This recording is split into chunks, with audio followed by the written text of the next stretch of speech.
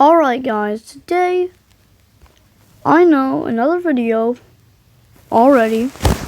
So I'm gonna be trying to get a skin for Noob in Forsaken. So you gotta look up a story. And my friend told me that this should hopefully give us a skin for Noob. It's taking a while to load.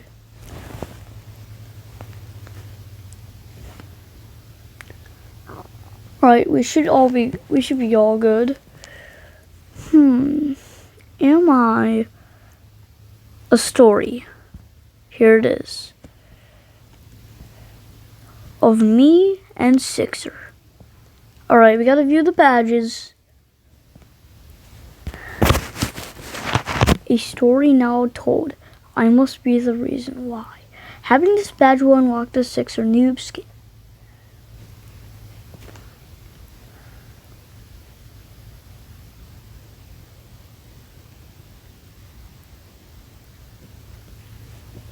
So yeah, you just gotta play through this. It's pretty easy. Alright. It's time we get that skin. What is this? I was by the seashore when I first saw them.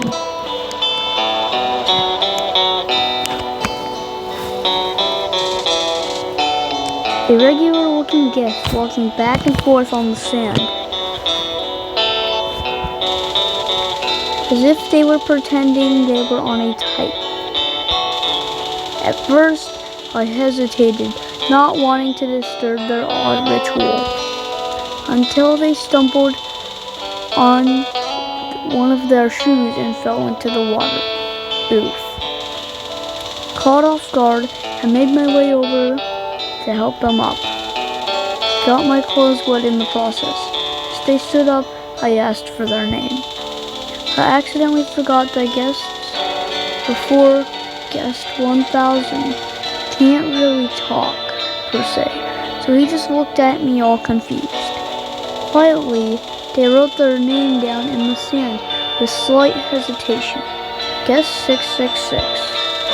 A really unfortunate name. I've heard rumors associated with it, but nothing real. They wrote that even though they looked like other guest people barely approached them because of it. Seeing this, I asked if they wanted to hang, maybe grab a cola or two. After all, it was a nice day out, and it looked like they could use the company. It made me so happy to see their once flat expression grow into a small grin as they nodded their head. I took their hand as we left the beach, starting our new friendship. ... This actually feels like you just read a book. At first, we struggled to find any games we both liked. Sixer wasn't too keen on outdoor activities as much as I was. I was okay with it though. We would just hang out over at my place a lot. Even got a cat that resembled Sixer a lot. Her name was Tack. Admittedly, not a very good name per se, but we liked it at the time. We spent evenings chatting about all sorts of things, about our lives, our hobbies. Sixer borrowed my notebook, so he could form their thoughts more easily. We would talk for hours until we got too tired and slept on the floor. It was fun. At one point, while I was preparing to head to a big party that was coming up, I was surprised by Sixer writing about wanting to come with me. Overjoyed, I gave him a hug, and we drove as fast as we could to the venue. The Iron Cafe was lively as ever. Folks from all around having the time of their lives as we both entered the scene. I held Sixer's hand gently as I showed her around. Sixer's a girl? I never knew that. Getting snacks and sodas as we enjoyed the scene, even if Sixer was a bit uneasy at first. The music was lively. The food was good. It was a nice time. I stayed by her side for most of the night, not wanting to make them feel overwhelmed. Even if the others were scared or uneasy about Sixer, we ignored it. We shared a couple of block shoes as my favorite song came on.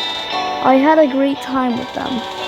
When the music quieted down as the party came to a close, both of us were pretty tired, so I let Sixer drive us back to my place. We slept for a long while that day. It became a regular thing for me to see Sixer at my doorstep almost every other day now. We basically did whatever with most of our time. I got to try out some of my spare clothes. I got them to try out some of my spare clothes while Sixer taught me a bit of sign language. Still rusty on it though. Sixer also found some old gear from my vast hobbies back in the day.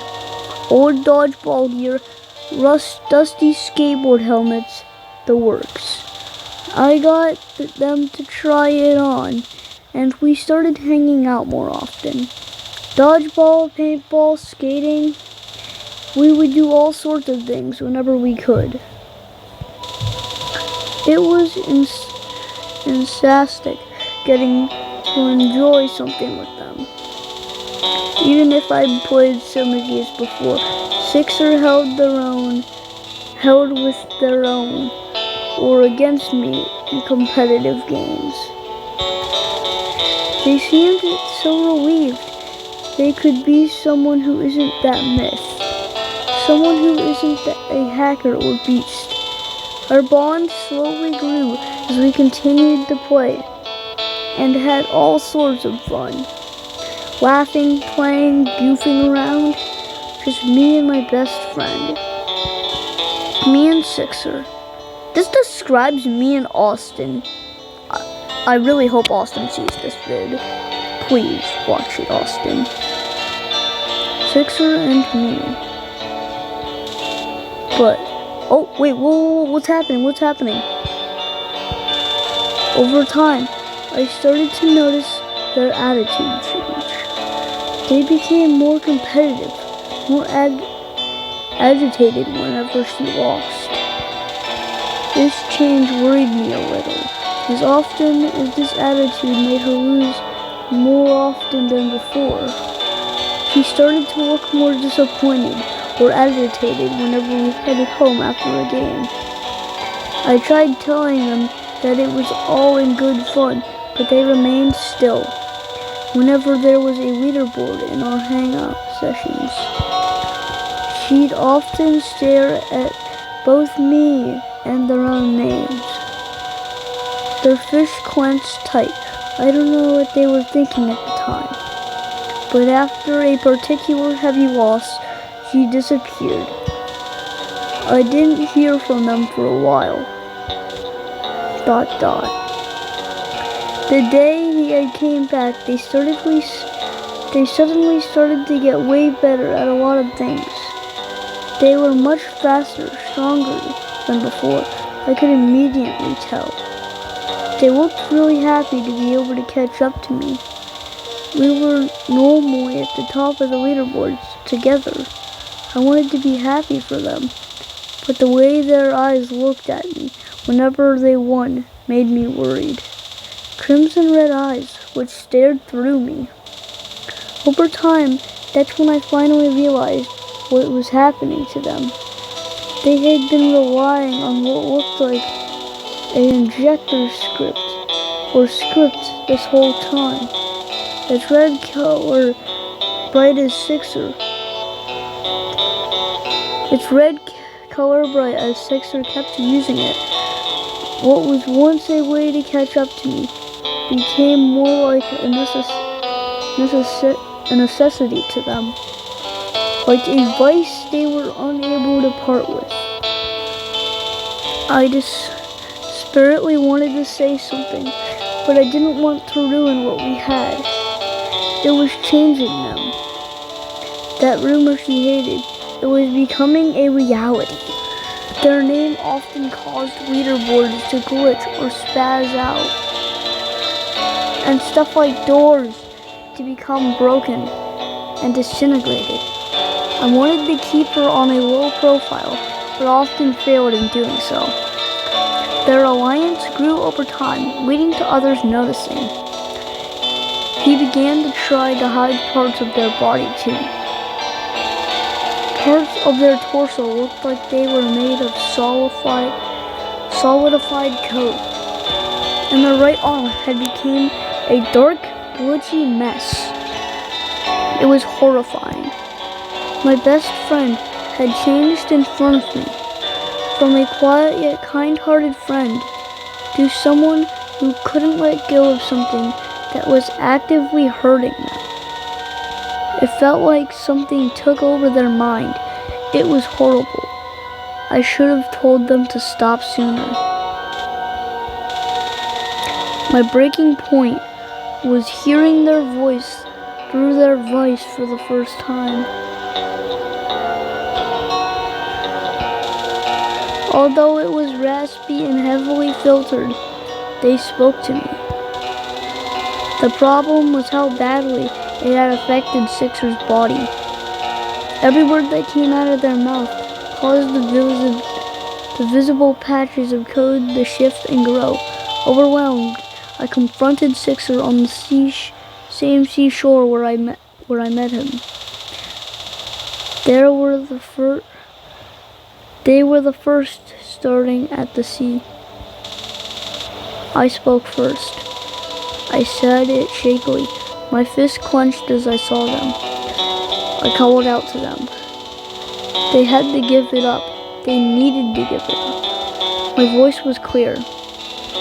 It told Sixer how the script needed to be gone, as it was only worsening their body at this rate. I didn't want to see them like this. That horrible rumor of a violent exploiter was becoming real. Sixer stared at me, shocked. They eventually began closing the distance between us. Hands or claws clenched tightly as they kept their voice steady. He tried to explain to me how they desperately needed it, that it helped find their own name, how underserving they were of this word. They thought I would be proud that they had found their own identity without me or the mists. Proud that I could finally talk to them. Hearing all of that, I acted without thinking. I yelled at them. I yelled at them as loud as I could, my voice rising as an overwhelming anger took over my entire body. I told them that he was selfish, that her script was killing them. Even if they could talk to me, I couldn't bear to see my best friend hurt like this. Couldn't just let my best friend, my only friend, throw themselves away like this. I didn't want to lose them. I couldn't. But it felt like my words fell on deaf ears as they kept pacing towards me. I kept yelling. Tears started to stream down my eyes. I said all that fairness didn't matter if they would just end up a horrible mess on the floor when I saw them the next day. That I couldn't bear to lose them like this. Their gaze was cold and horrifying as they looked at me in the eyes. Before I could say anything else, they grabbed me by the shirt, their grip firm, their eyes staring right through me. I thought the music stopped. It's changing. The music's changing. It was horrifying. I could feel their claws nearly ripping the fabric. At first, I had to become frozen in place, my body shaking as I was held up high, but my words grew louder with their attempts to talk right back at me. Our constant back and forth drowned the world around us. I squirmed under the grass, being lifted off the sand as I kept yelling at them to stop, just let me go. I even began hitting their hand repeatedly as an attempt to break free, but I was only pulled out of it when their fist struck me right in the face. Everything went dark so quickly. Sixer dropped me to the sand as I felt the pain on my face, slowly starting to get up as I felt a loud ring in my ears. The screen's getting darker. I coughed a bit, my face bruised as I looked up at them. Sixer's expression mirrored mine, an expression of shock and regret meshed together. Tears formed in my eyes as I slowly got up from the ground, voice unsteady. That was it. That was the last straw. I told them to never talk to me again, my voice shaky and cold. At that moment, I wanted nothing to do with them. Nothing they said now could change my mind. I stared at him, trying not to choke up as I wept. The ocean tide beginning to pick back up as I walked away, leaving them behind. She yelled at me as I left, but that horrible voice I heard wasn't theirs. The static and noise overtaking whatever words they said as they tried to get my attention. That's crazy. I didn't turn back. ... October 1st, 2017. I haven't seen them since that fateful day. Guess 666. My best friend. My one and only. By the way, my tablet is at 84%, so not 15%. So that's because the screens get... I hurt you. You hurt me. We can't just get past that. We can't heal every wound. What? That is crazy. Oh, wow. That's insane. Okay. We played a story. Now we have to get on Forsaken. Let's see if I got the skin. By the way, I'm pretty sure I don't have any noob skins. So this might be my first. Because I barely use him. Actually, I do have a skin for him. There might be an anniversary skin for noob. If there is one, I probably should have it. And there's gonna be VIP, because I have VIP. That's pretty fun to use in privates. Alright. Oh, by the way, one time, I got in a server, and it was just me and my friends. We were playing at like 10 p.m. And it was just us. Alright, we're in. Doesn't say I got anything. I got a lot of mounts. We have a band. Okay, we already have a band starting out. Oh, come on! Alright, well, we're gonna have to play the round, I guess. Okay, well, I guess we're getting one round of this in.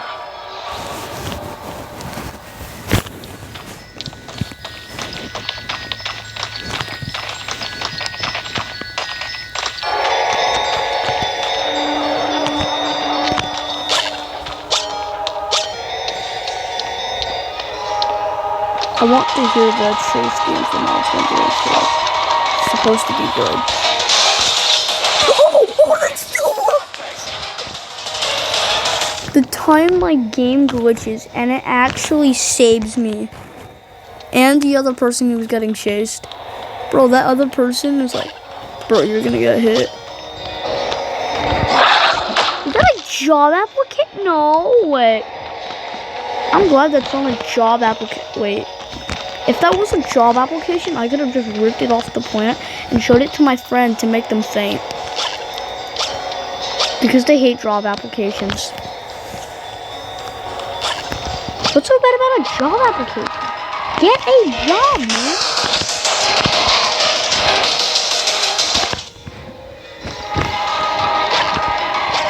Oh, there's nothing I can do. The only thing I can do is body block.